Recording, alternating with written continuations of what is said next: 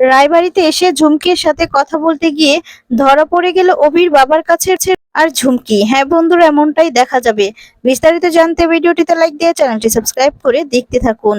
এক্ষুনি সাবস্ক্রাইব করুন, না হলে পরবর্তী পর্ব দেখতে পাবেন না। গল্পের শুরুতে দেখা যায় যে অবির বাবা 2 কোটি টাকা রোমার সাথে লেনদেন ইনভেস্ট করায় রোমা তো খুব খুশি হয়ে যায়। এরপর হাততালি দিয়ে নিজেরাই বলতে থাকে যে কাল অবির বাবা আমাদেরকে নিমন্ত্রণ করে গিয়েছে।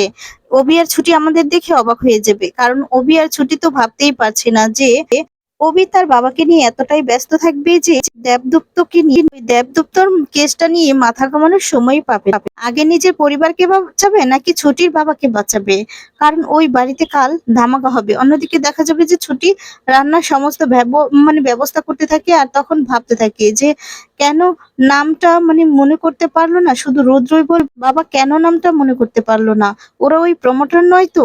আর তখন বলে যাক, আমাকে যে দায়িত্বটা দিয়েছে সেটাই বরঞ্চ আমি মন দিয়ে পালন করব। পরের দিন দেখা যায় সকাল হয়ে যায়। এরপর দুপুরবেলা খাওয়ার জন্য প্রমোটার আর রুম দুজনেই চলে আসে রায়বাড়িতে। আর যখন রায়বাড়িতে ঢুকে তখনই ছুটির সাথে দেখা হয়। ছুটি তখন বলে, এ কি আপনারা? অবির বাবা নিচে নেমে আসে এবং প্রমোটারকে দেখে বলে, আপনারা চলে এসেছেন, আসুন আসুন ভিতরে আসুন। ছুটি ওনাদেরকে জল দাও, আরে শতরূপা শরবত জল কিছু দাও, ওনারাই তো আমাদের ইনভেস্টর। এরপর সবাই মিলে দেখা যায় আদর যত্ন করে। ছুটি বুঝতে পারে যে সবটাই চক্রান্ত। ছুটি মনে মনে তখন ভাবে যে তার মানে এরাই এরাই তাহলে অবির বাবাকে ফাঁসানোর চেষ্টা করছে, সবটাই এদের চক্রান্ত। রোমা চুপি চুপি ছুটিকে এসে বলে, কি ছুটি, চমকে দিলাম তো, এবার দেখবো দেবদত্তকে বাঁচাও নাকি শ্বশুর বাড়িকে বাঁচাও। তোমার শ্বশুরের কোম্পানিতে 2 কোটি টাকা আমরা ইনভেস্ট করেছি, আশা করি এবার বুঝতে পারছো যে কোথায় মুখ খুলতে হবে আর কোথায় খুলতে হবে না। রোমার কথায় তো সবকিছু বুঝে যায় ছুটি।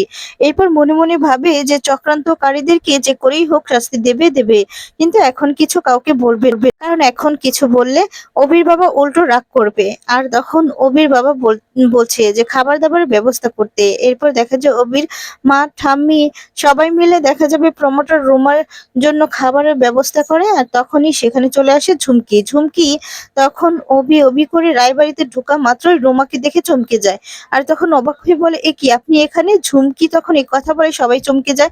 ঠাম্মি ঝুমকিকে বলে, এ কি পরিমা, তুমি ওনাদেরকে চেনো নাকি?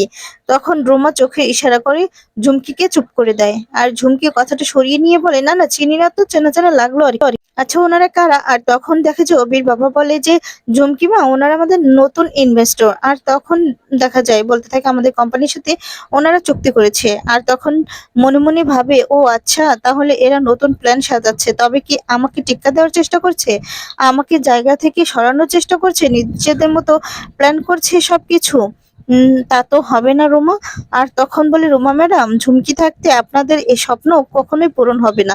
অন্যদিকে রোমা আর প্রমোটার ভাবতে থাকে যে ঝুমকিটা এই মুহূর্তে এখানে এলো তো এরপর আবার কোনো গরমিল যেন না করে দেয়। আর তখন দেখা যায় রোমা ফ্রেশ হয় আর বুঝতে পারে যে প্রমোটার কি বলতে চাইছে। আর তারপরে দেখা যায় রোমা অবির বাবাকে বলে, আমি একটুখানি ওয়াশরুমে যাব। ওয়াশরুমটা কোন দিকে? আর তখনই দেখা যায় ওয়াশরুমটা দেখিয়ে দেয়। এরপর চোখের ইশারা করে ঝুমকিকেও যেতে বলে সেদিকে। ঝুমকিকে আড়ালে নিয়ে গিয়ে এরপর বলে, খবরদার বেশি কথা বলবে না, আমাদেরকে দেখে ওভাবে কথা বললে কেন? হ্যাঁ, সবাই যদি বুঝে যেত যে আমাদেরকে তুমি চেনো তাহলে কি হতো বলো তো?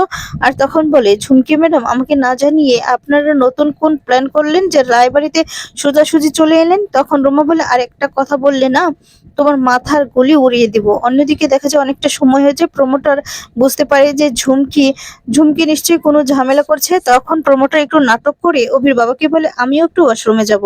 এই বলে প্রমোটার খাবার টেবিল থেকে উঠে যায়। আর তখন ওই দিকটা যায় যে দিকটাতে রুমাই আছে। এরপর দেখা যায় অনেক সময় তো পার হয়ে গিয়েছে, কেউ আসছে না বলে অভির বাবা উঠে চলে যায় আর প্রমোটারকে ডাকার জন্য। আর তখনই ওদিকেই যেতে থাকে। আড়াল থেকে অভির বাবা শুনতে পায় যে প্রমোটার আর রুমা দুজনেই ঝুমকিকে বলছে, শোনো ঝুমকি, বেশি বাড়াবাড়ি করবে না, তাহলে ঘাট ধাক্কা দিয়ে তোমার এই জায়গা থেকে তোমাকে সরিয়ে দেওয়া হবে। মনে রেখো, তুমি নকল পরি, সেটা কিন্তু কেউ জানে না। আর আমাদের কথার উপর কথা বললে, মাতব্বরি করলে না, তোমাকে শেষ করতে আমাদের 2 মিনিটও লাগবে না।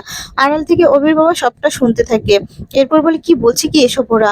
ঝুমকি কি নকল পরি? তাহলে আমাদের কোম্পানিতে এরা আমাকে ফাঁকি দিয়ে ইনভেস্ট করেছে, তাহলে সবটাই চক্রান্ত।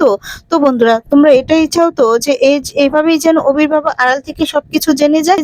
কমেন্ট করতে ভুলো না। পরবর্তী আপডেট পেতে চ্যানেলটি সাবস্ক্রাইব করো। ভিডিওটি কেমন লাগে অবশ্যই কিন্তু কমেন্টস করে জানাবে। আর এই চ্যানেলে নতুন দর্শক হলে চ্যানেলটি সাবস্ক্রাইব করতে ভুলবে না। ধন্যবাদ।